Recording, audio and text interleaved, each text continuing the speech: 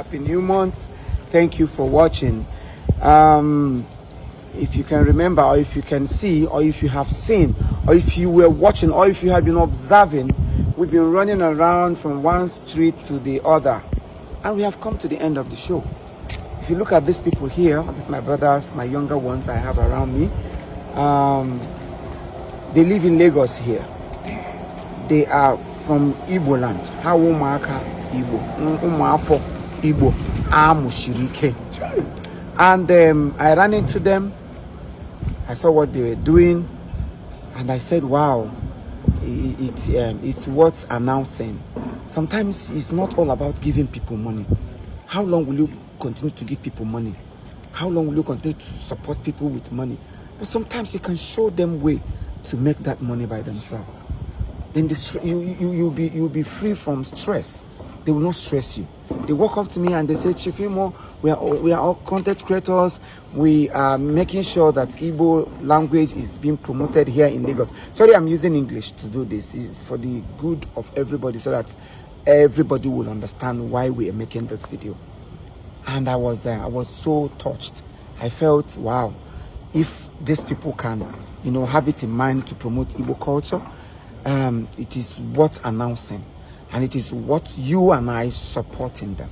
I'm playing my own part now. So I'm sure you're going to play your own part.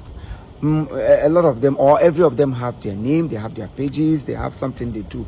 But before I say further, I want them to introduce them. So just say your name and let people hear your name. Afambu Vino Static. That support kwa Igbo. Okwa society, kaina support kwa nwanyị.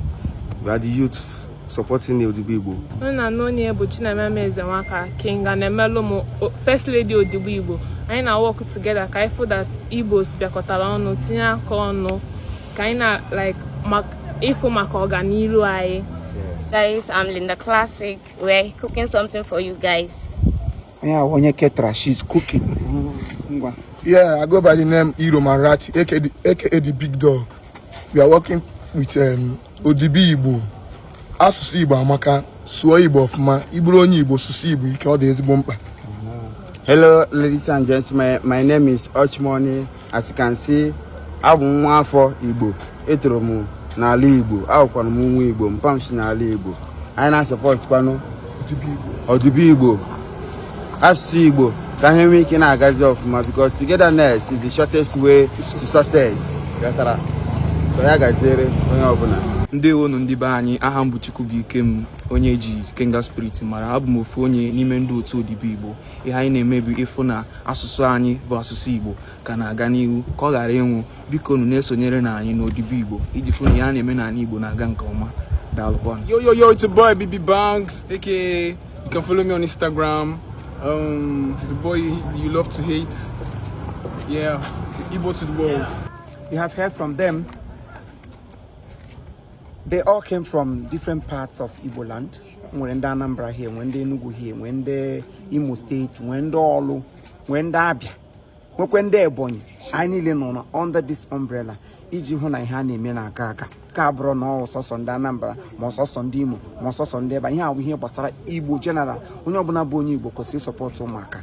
Ka ifo that na onyere m mmasị pụrụ iche. Ozugbo m nụrụ na anyị bụ ndị na-akwalite omenala Igbo, asụsụ Igbo, I was marveled and said, wow.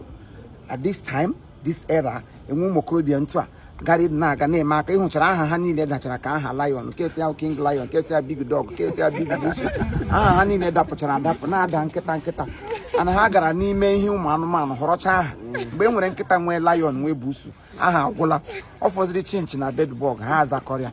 Monabiko, him Jimmy video, couldn't we can support her. Thank you. I quadoha. Sorry, her name. Ogodo na ha na-emeti ya asno nkuzi keji gini ambụari keji erembe. I support ọhụ kwado ha sa ngwa unu emeteghị ebe a unu emeteghị ebe a. By so doing we will build an empire. So please, I want everybody to follow them, give them your support, and their page is Odibo. Odibo, that's the page. Odibo is like it's written, the way it's written here. Please follow, share, like and comment. Let's give them a support. Never can tell. Odibo, so the world, Igbo, swallow of man. ọkwa maka ara ịgba gị ga-asụ Igbo ara agbaala gị ọ wee ka ọwụ ya Sụọ Igbo ọfụma o.